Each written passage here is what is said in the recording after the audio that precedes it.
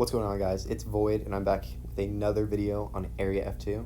Today we're going to be talking about HUD and settings. Your HUD and your settings is probably two of the most crucial aspects of any mobile game that you'll ever play. A good player always has a good HUD, and they always find a sensitivity that they're comfortable with. Alright, to start it off, my first tip is going to be, do not go look up HUD and settings on YouTube, even though that probably led you to here, and then copy directly some other player's sensitivity or HUD. That will never work and will always hold you back in the end. You're going to want to find a sensitivity that you yourself are comfortable with. I'm not recommending that anyone copies my sensitivity. If you want to use my sensitivity as a starting point, and you want to try it out in boot camp, for example, that's a great idea. But don't copy this exactly, and when it doesn't work, get upset that it's not working. You have to find a sensitivity that's comfortable for you. Same goes for your HUD. Don't just copy this HUD that's right here. You're going to want to find one that you can find completely comfortable. That being said, there are a few tips and tricks that you can pick up from so many people's HUDs and put together in one. For example, you should always have a finger dedicated to firing. That way you can shoot no matter what you're doing. It's also important to have your crouch buttons and your vault buttons on the opposite side of the screen from your gadgets. You could have them in either side, that's up to you, but I generally like to have it on this side, as this is what I had in my Fortnite mobile layout. Now, one tip that I've picked up from my HUD specifically that I found to be pretty useful is to put the prone button next to my movement button. The prone button is usually going to be used when you're drop shotting an enemy, which is when you hit the prone button while you're firing at the same time. So if I have it down near my movement stick, I can immediately just tap off my movement stick without having to make sure I don't have to hit any other buttons. I can just tap prone quickly to drop shot. I don't usually need to move when I'm drop shotting an opponent, and you can't really crawl that fast either. So it's really not that imperative that you can move quickly after proning, just so much as you can make sure that you hit that prone button every single time. Alright, now we're going to move on to sensitivity. When finding a sensitivity in any mobile game, it's always important to remember that your sensitivity may only work for you, and other people's sensitivities may only work for them. There's no crossing sensitivities. That usually doesn't work. Even if you find yourself semi-comfortable with it, there's always some way you could tweak it to make it better for you. I, as a Fortnite mobile player, have always played on a high sensitivity, so that's why I have mine at 200 no scope. I suggest not using any of the presets as well, as those are just going to inhibit your ability to play the game. If you're just trying to play it casually and you want to use a preset, that's completely fine. But if you want to take this to the next level, get that higher rank, then I'd suggest definitely creating your own sensitivity. The way to do this is extremely easy.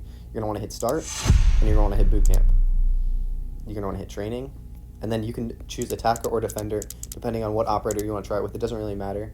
I recommend using a 3-speed operator when completing this. For the sake of this, I'm going to be using Wildfire, as he is a 3-speed operator. It makes getting to target very fast. I'm just going to go in from random. It doesn't really matter where you go in from. I suggest going down either from the top floor all the way to the bottom, or from the bottom all the way to the top. It just makes getting the targets easier. You'll see what I mean when we get into it. Alright, now that we're loaded in, I'm going to show you guys what I mean. So first of all, you're going to want to just come here, and you're just going to try tapping your buttons. Alright?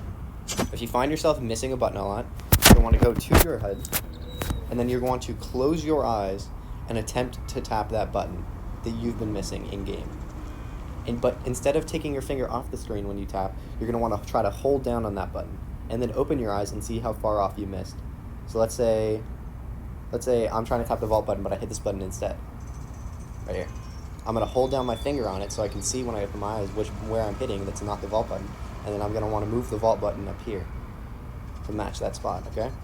That's the easiest way to make your HUD. You can do your entire HUD like that if you'd like to, but that's the easiest way to make your HUD. So you always want to go for one-tap headshots. That's the easiest way to do this. Always go for one-tap headshots. I know it might be kind of difficult at first, but you're definitely going to want to get used to that. Because headshots in this game are so important. Even if you miss, take another shot. There's no reason not to miss. You can't die in this game mode. So one-tap headshots are the way to go when finding your sensitivity. And let's say you don't feel pretty comfortable with it. What you're going to do is put your crosshair off the enemy, and then flick over. See how I still hit the target, just didn't register. You want to flick over. And if you're missing it, you want to see how much you're missing by. So watch. If I miss over, if I'm like way over here when I started over here, I'm gonna want to go into my settings and turn my sensitivity down. Or if I'm going like this and I'm not flicking anywhere near far enough, I'm going from here to here, you're gonna go turn your sensitivity up. See how I can just accurately flick to my head? That's completely imperative. A lot of the times you just see, you don't know where the enemy's coming from and you only see the head. I just hit him in the head. It's not registering. Nice. And definitely practice leaning through corners to get used to your HUD. Leaning is going to be one of the most important buttons that you use in this game. It's a idea that's not really used in any other mobile games besides PUBG. And if Rainbow Six Siege has taught me anything, leaning while peeking corners can create a huge difference on how much of your body is showing. So definitely get used to leaning while peeking. So yeah, just be going for those headshots, running through room to room.